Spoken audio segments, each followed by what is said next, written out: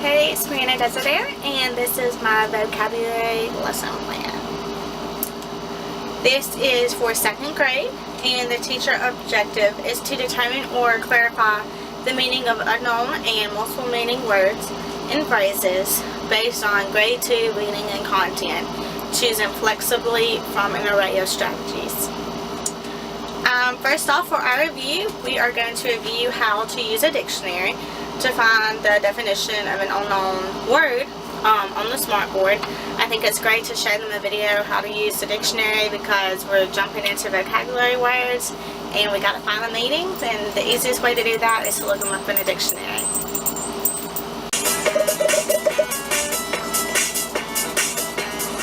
What are you doing, Matt?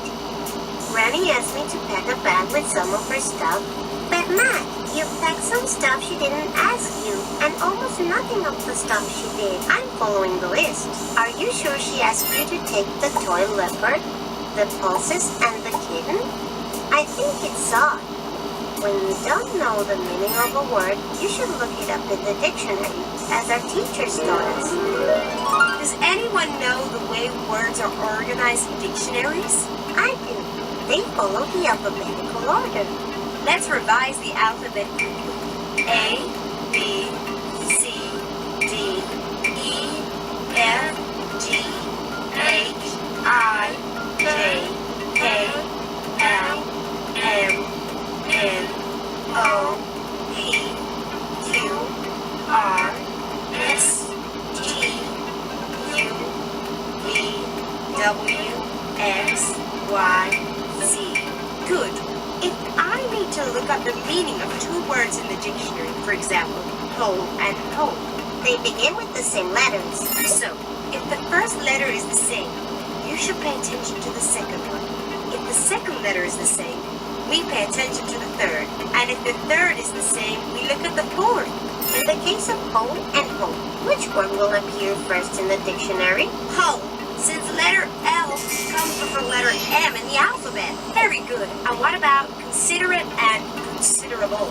To considera, the words are written identically, and letter B comes before letter T. I think considerable appears first. Excellent, Michael. You're right, Lucy. I'm making a mess of this. I'll highlight the words whose meaning I don't know to look them up in the dictionary. Yes, that's better. Hey, don't forget to subscribe and answer the questions. You can also click the links on the right to continue learning and click the like button. We appreciate your help. See ya!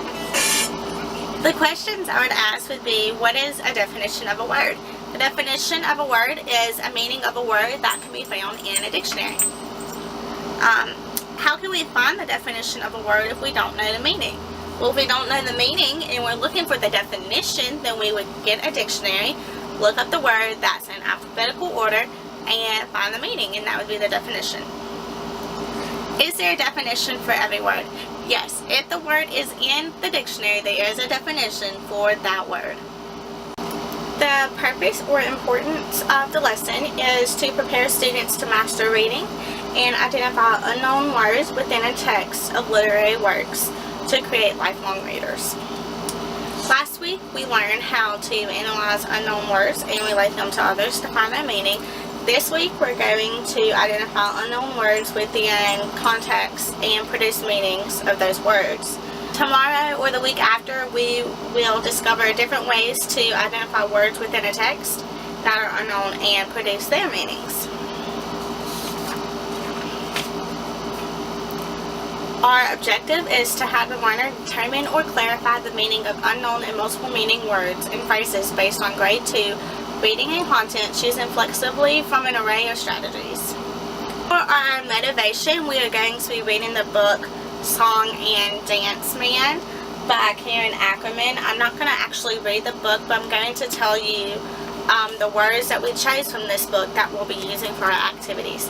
So our first word is vaudeville, and it says Grandpa was a song and dance man who once danced on the vaudeville stage. Our next word is canyon, and it says his voice is as round and strong as a canyon echo, and his cheeks get rosy as he sings. Our next word is hanky. He tries to wipe them with a red hanky from his vest pocket, but the hanky just gets longer and longer as he pulls it out. Next word is finale. It's the grand finale, so the song and dance band takes a deep breath. Last but not least is the word attic. But as he turns off the attic light, Grandpa glances back up the stairs, and we wonder how much he really misses that time on the vaudeville stage when he was a song and dance man. While you're reading this book, I would ask the students to point out words that they're not sure what the meaning is or that they're not familiar with, and then you could stick a post-it or a slip of paper on that page and go back to those words for the activities. The first activity that we're going to be doing is called Oh My Word, and it is a worksheet that looks like this. It has enough room for 3 words to go on. So we're going to use 3 of the 5 words that we picked out in the book. So the 3 words we're going to use are canyon, hanky, and attic. What we would do is we would each have one of these sheets and we would complete them as a class. So if our first word is canyon, everybody would put the word canyon on the word line, and then I would get all the students to look up the word canyon in the dictionary, ask someone to share the definition, and then we would write the definition on the line that says my word means, and then there's a line for them to create their own sentence. Now I would let every student create their own sentence, but a couple of them could share their sentences. You don't want everyone to have the same sentence. And then they could use the dictionary or thesaurus to find synonyms of the words to put words that have the same meaning. And then you would fill out all 3 of these for canyon, hanky, and attic as a class on this sheet. This sheet could easily fit in a journal or notebook and easily be graded for class participation. The next activity we're going to be doing is called Word Wrap. It comes with a worksheet that looks like this. You put the word, what the word is it like synonyms, using a sentence, and non-examples, which would be like antonyms. So everyone would get a worksheet like this. This would be a great group activity. So it could be a group of 2, maybe 3 people. I wouldn't do more than that. The 2 words that we're going to be using for this activity are vaudeville and finale. So they would have 2 of these worksheets to fill out each person.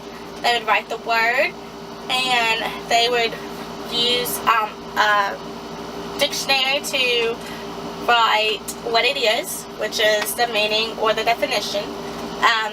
They would put some examples of what is almost the same thing as the word and some non-examples, and then they would use it in a sentence. And each person would fill out the sheet. They could have the same answers if they're in a group, but each person needs to fill out a sheet to turn in. For the closure, the teacher will present the words chosen from the story on the smartboard on one side of the smartboard, and then they would have mixed match definitions on the other side. I would choose a couple of students to come to the board and draw a line to match the vocabulary words we chose with their definitions with help of the entire class. The questions that I would ask are, what are some other ways we can find the definition of a word without using a dictionary? You can use context clues. Context clues are just looking around the context to find clues of what the word could possibly mean using the words surrounding that word. The second question I would ask would be, should we have any issues identifying these words in the future? And the answer should be no, since we're really practicing these words, looking up their definitions and writing them down. They should know the definitions of these 5 words that they didn't know beforehand. For homework, the learner will complete a word worksheet. It looks like this. It's a story with blanks and a few vocabulary words in the bottom for a word bank. They are to read the story and use one of these words that correctly fits in the story to fill in the blanks. So they have to look at the context clues. They might have to use a dictionary to find the meaning of a word.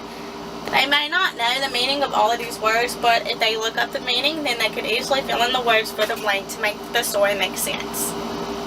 For my early finishers, they will complete a foldable worksheet.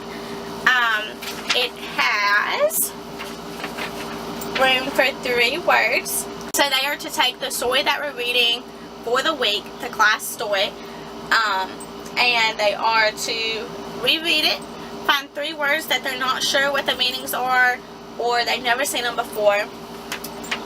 Write down those 3 words in their foldable. They're going to write down the definition that they will find in a dictionary. Then they will use the word in a sentence, their own sentence, and write an example. At the end, they are to cut the dotted lines, and the flaps will fold over, and then they'll write the word again on the outside of the flap. And they can easily glue this in a journal too. A student with a reading disability will sit close to the teacher while reading to ensure they are grasping all the information in the book. If needed, the book will be read again by a paraprofessional along while I'm reading or myself in private. The student who is an English language learner will work one-on-one with the teacher or paraprofessional to ensure that the learner is understanding what is being read and the definitions of the words. They will have a dictionary on hand at all times and receive assistance when creating sentences.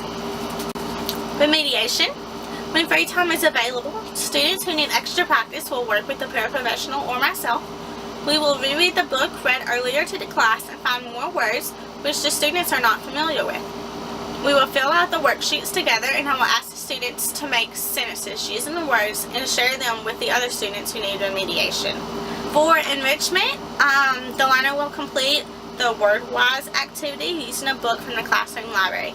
So they will go and pick out a book from the library that we have within the class. It needs to be a short book, one they can easily read in class to complete this activity, nothing long. They're going to get a word-wise bookmark. They are to write the name and the title of the book, a few words. They must have at least 5 words, and the page number, and then they will stick this in their book. After they find their words, they are to take this worksheet, write the word in these blanks, the page number which they found the word of their book, and then they are to look up the meaning of the word so that they can better understand what the word means and how it is used in the story, and then they can turn this in. I don't have any reflective comments, and I hope you enjoyed this lesson.